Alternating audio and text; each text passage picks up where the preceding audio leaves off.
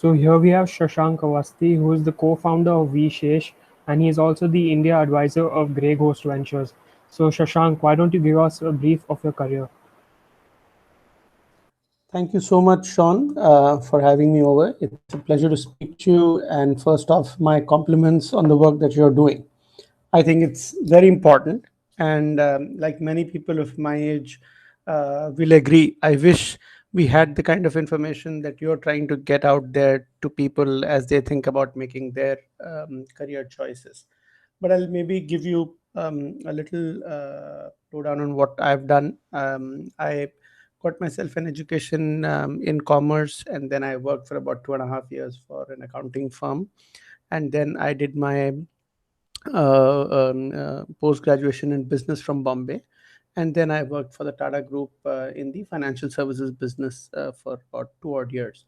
And from there, I moved to a newly set up bank called IDBI Bank, which was about another 2 years. And then I worked for a Dutch bank called ABN Amro, which was about another 6.5, nearly 7 years there. In my first job, I worked in Bombay. My second job was in Delhi with a small stint in Lucknow. And then my third job was in Delhi. And then finally, it got me to Chennai.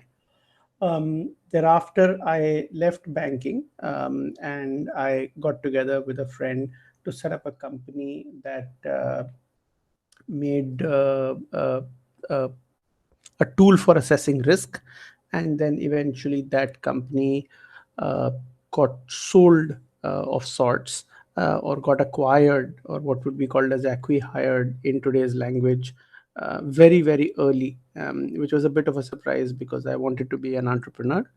And I found that the world of entrepreneurship is way different from the world of work, which had rules, and it was way more organized. There were a lot many more people who could tell you how career progresses, what's the trajectory. So there was a lot of clarity, and there were a lot of people that you could reach out to. But as an entrepreneur, it was a very different picture. I then got together with another classmate and a very dear friend of mine whose name is Raj Shekharan Raja.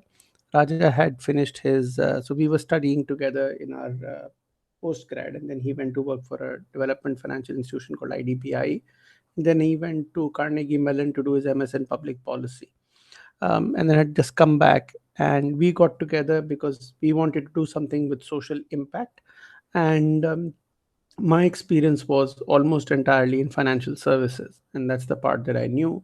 He of course had public policy and related development finance experience. So we spoke a reasonable bit, and we decided to set up a company called v-shesh, which is what we are part of. And we decided to work so we said, who are we going to serve in the course of our work, and what is it that we are going to do to serve them? And we picked three different types of people that we would want to serve. The first were people that were from low income communities anywhere. Second were people who lived in what we called as tier 2 cities. And the third were persons with disabilities.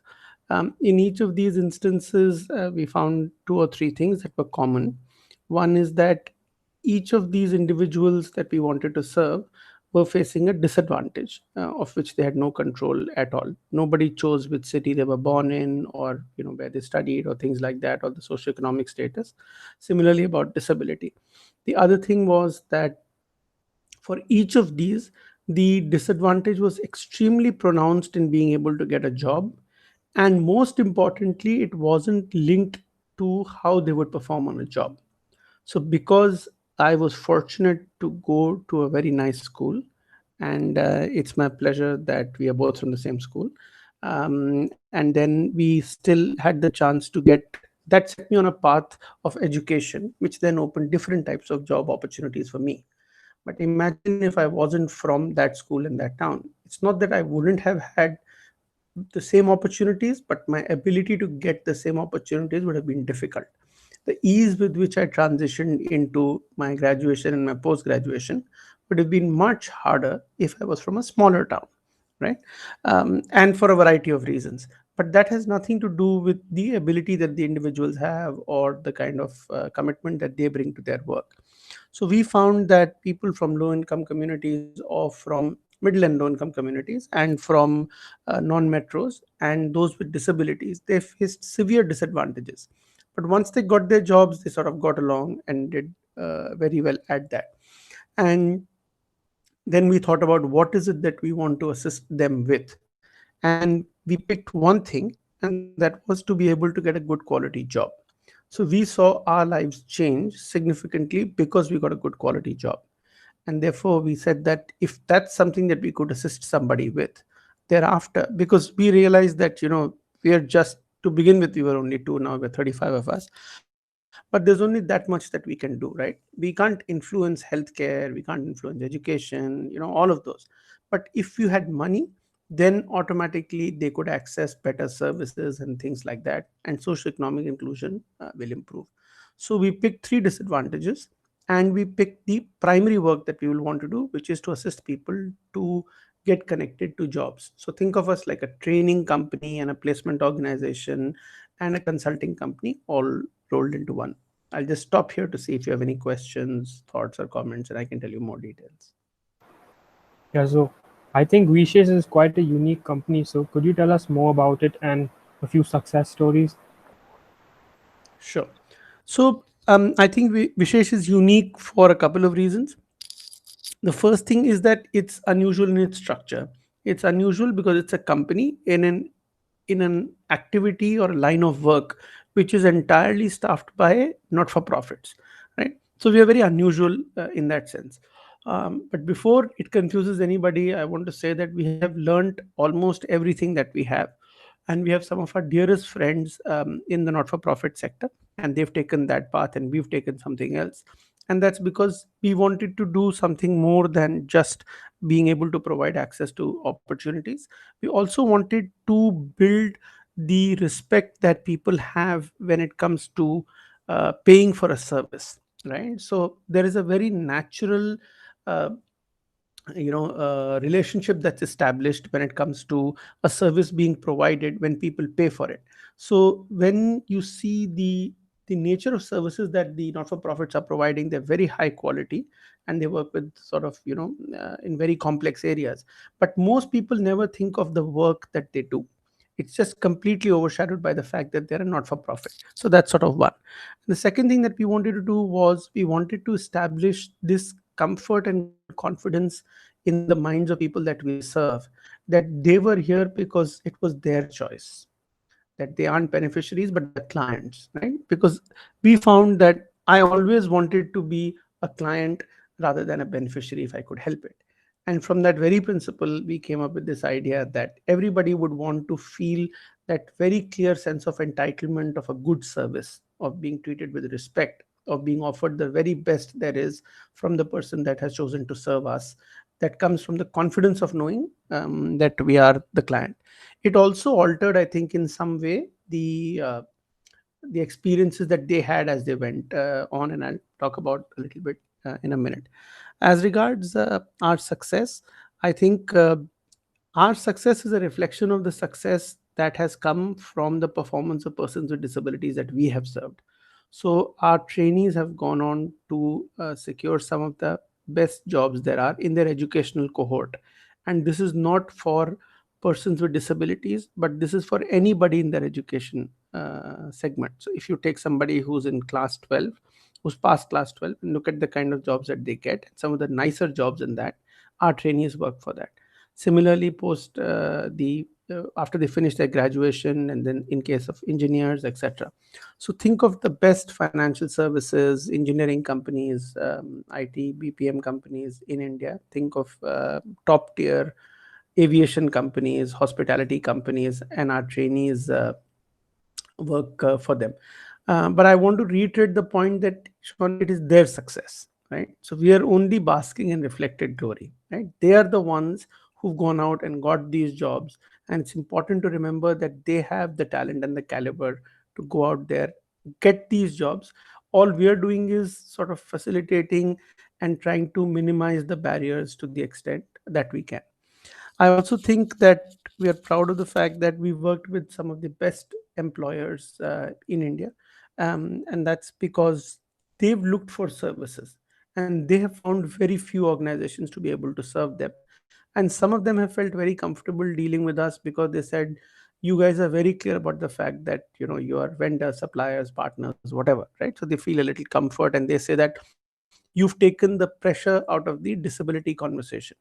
So a lot of organizations, when it comes to disability inclusion, feel underprepared, but they're so much more used to dealing with a training company, for example, right? And they say that, oh, you guys sound like just any other training company except that you are very specialized, and we are very comfortable in dealing with that, right?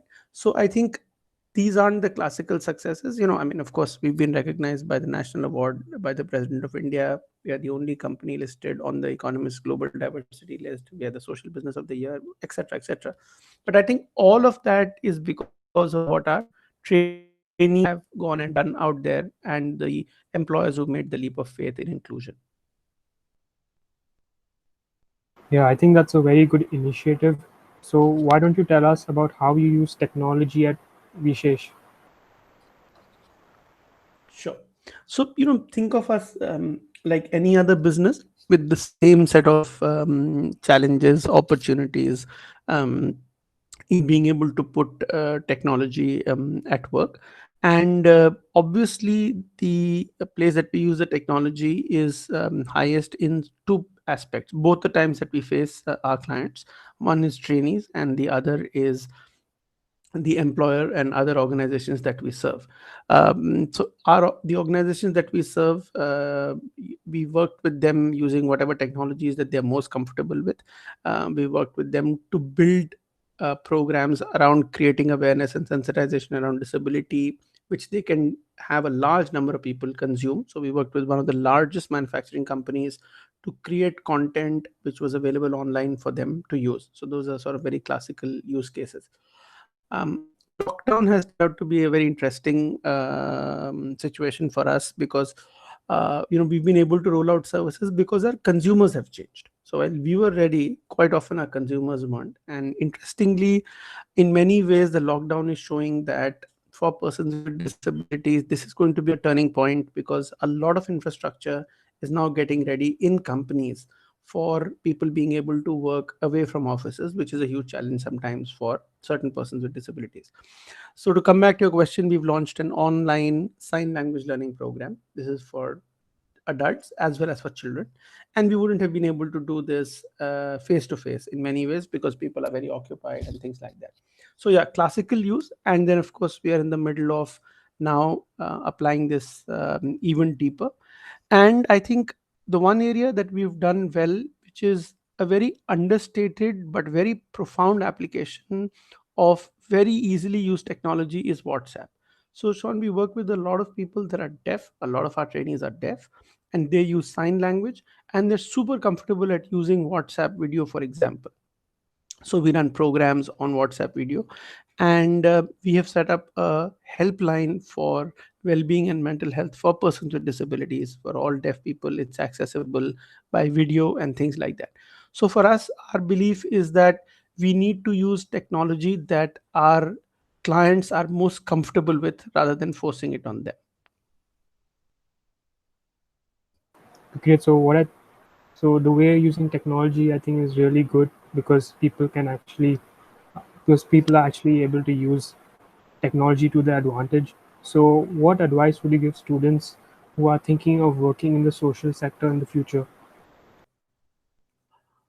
So the first advice that I would have is that your generation, Sean, has to see this very differently from our generation, right? And the generation that's come, probably two generations between us as well, because the world that you guys are stepping into is completely different. I think, unlike I myself, as you just heard, have had this is probably my second career, so to say, in which I've been into 10 years and things like that. But I think the younger generation is going to have more than two careers, maybe three, four, depending on what they take up. So that's one in general, right? So I would say that skills are most important, right? And how is this related to the point that you brought up about the social sector? The fact that social sector is going to be lesser separate from the regular business, commercial, and financial sector than it has been in the past, particularly in places like India, where we have such a large number of people that are disadvantaged and poorly served.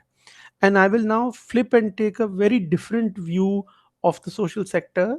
The usual thinking about social sector is about needs, right? It's about how do you serve so many people, it's so complex, where are the resources and all of that, right? But I would like people of sort of your age, as they think about social sector, to think about this as a deeply deeply underserved market segment, right? So if you see, and there, I mean, if somebody was to look at the economic status of people in India, a very large people would qualify as middle and lower income, right? And and we have to be very careful about one thing, Sean, that there are places that only philanthropy can work, right? Where there is not enough money to be able to get by. But for those where there is enough money to be able to get by, we have seen rapid economic progress when markets have come to bear their power. And I'll give you two or three very simple examples. If you see, the entire housing market globally and in India has really scaled up because of access to credit, right? And that's so that therefore you have so many people who are able to now buy homes because it's very easy to get a home loan and things like that. The same has happened for two wheelers, it's happened for four wheelers, it's happening for white goods, and importantly, it's also beginning to happen for training and education, as example, right? So now I'm just taking one thing, which is financial markets, and how those markets, with all their weaknesses, when they are serving well, they serve their customers nicely, right? Look at how the quality of life has changed for people. Simply, if you see the quality of homes, right? If you look at the number of air conditioners India has today versus the number of air conditioners it had 25 years ago, it's astonishing, right?